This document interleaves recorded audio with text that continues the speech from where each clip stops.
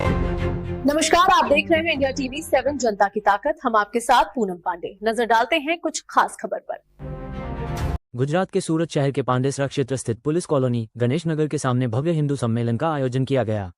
इस कार्यक्रम में क्षेत्र के बड़ी संख्या में हिंदू समाज के लोग अपने परिवार सहित शामिल हुए, जिससे पूरे क्षेत्र में धार्मिक और सामाजिक उत्साह का माहौल देखने को मिला।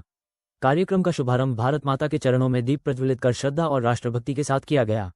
इस अवसर पर क्षेत्र की विभिन्न सामाजिक और सेवाभावी संस्थाओं के पदाधिकारियों ने भी अपनी उपस्थिति दर्ज कराई और समाज में एकता बनाए रखने का संदेश दिया।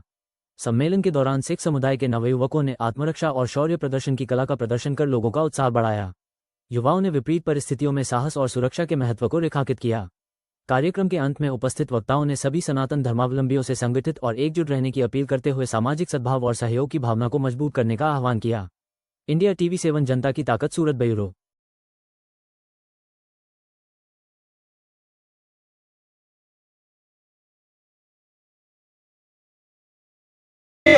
जो हमारे देश की बहुत अच्छी बन रही है, तो कम से कम उसका मैं पालन करूं।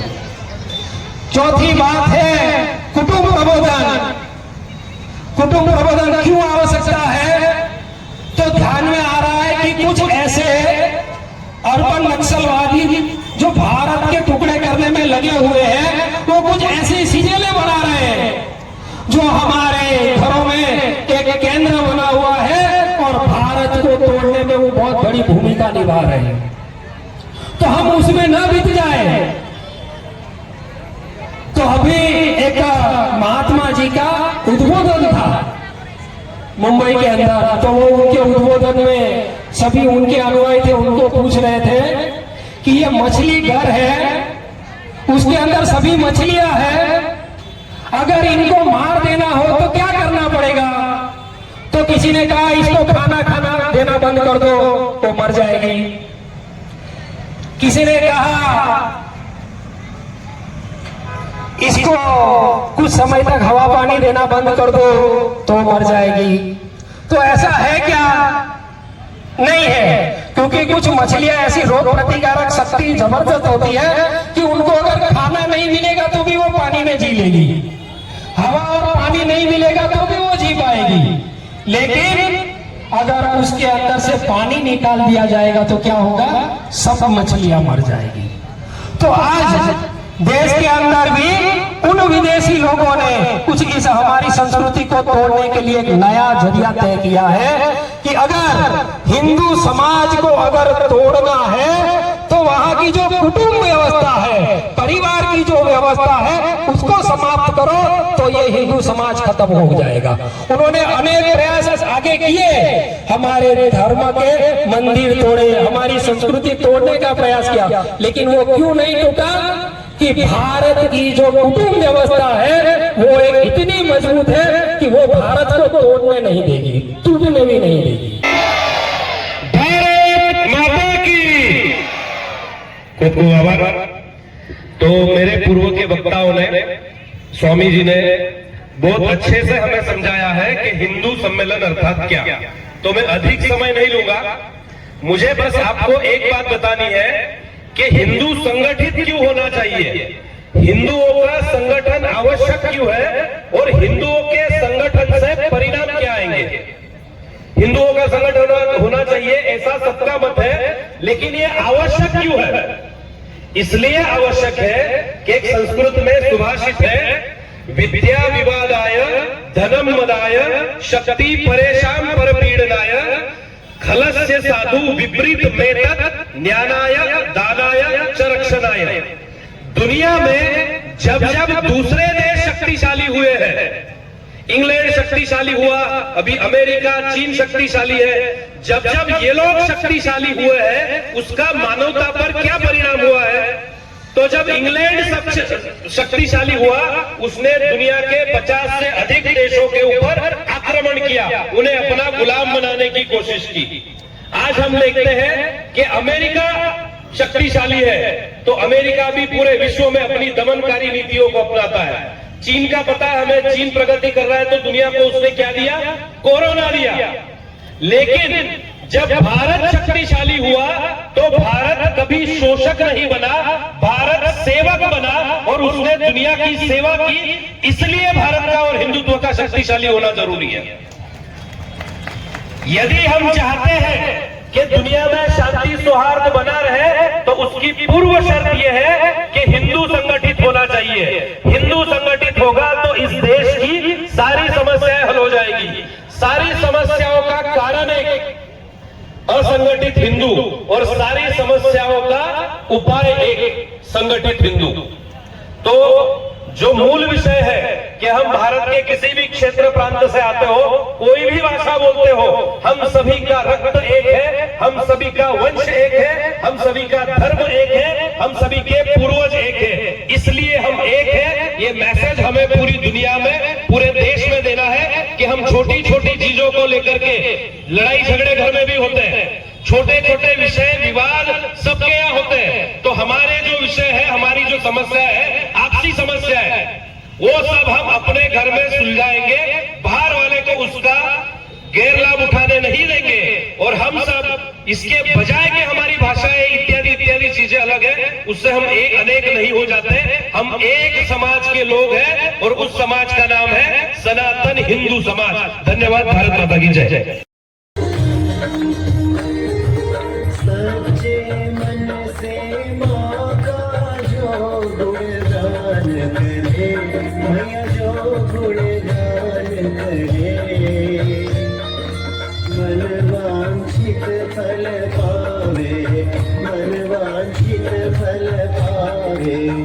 जीवन सफल करे। ओम जय भारत माता, ओम जय भारत माता।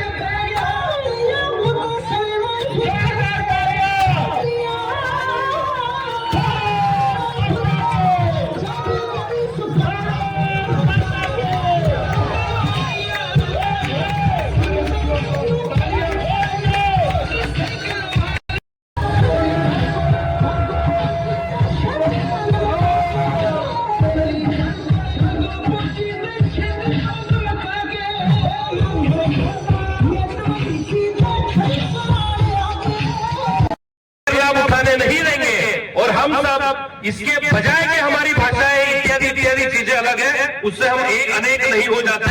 हम एक समाज के लोग हैं और उस समाज का नाम है सनातन हिंदू समाज। धन्यवाद। भारत माता की जय।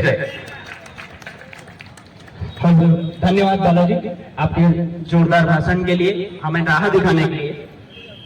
अब बहुत देर से जिसका हम इंतजार कर रहे हैं, सिख भाई हमारे बीच में कब से उपस्थित है। मैं आप सभी को अपनी तैयारी के लिए आमंत्रित करता हूं कि आप अपनी तैयारी शुरू करें।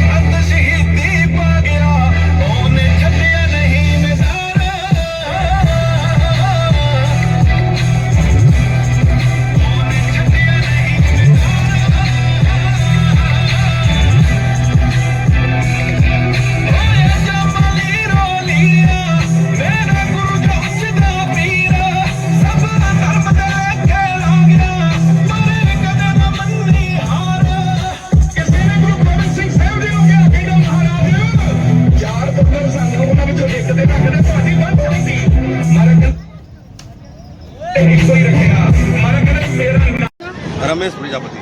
जी आज यहाँ पे कौन सा और कैसा प्रोग्राम था? आज माँ भारती हिंदू सम्मेलन था।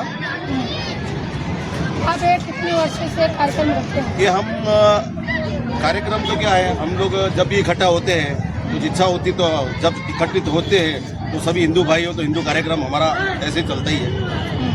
तो आपका ये सम्मेलन करने का हिंदू सम्मेलन क्या उद्देश्य है? हिंदू सम्मेलन करने का उद्देश्य ये है कि हम सब सर्व जाति जितने भी हमारे हिंदू भाई हैं, सभी जाति सभी एकत्रित होए, सबका संगठन बने, सब लोग एक मंच पर बैठे और सबकी बात सुनी जाए। तो आप इसमें कितने लोग सहयोगी हैं? हम 15 से 20 जन की टीम है हमारी। सभी हमारे सहयोगी के राजेश जी है, मुन्ना सिंह जी है, रामचंद्र जी है, मौर्या जी है। हम बैठकर यही चर्चा करते हैं कि भाई कैसे हमारे परिवार में एकता बनी रहे, हमारे समाज में एकता बनी रहे, कैसे हमारी सोसाइटी में एकता बनी रहे, किसी भी विधर्मी से कैसे बचना है हमें, ये सब चर्चा हमारी होती रहती है। तो एक दिन कार्यक्रम बना के हमको एक हिंदू सम्मेलन करना चाहिए ताकि सर्व जाति एक मंच पर बैठकर सभी एकजुट हो जाए।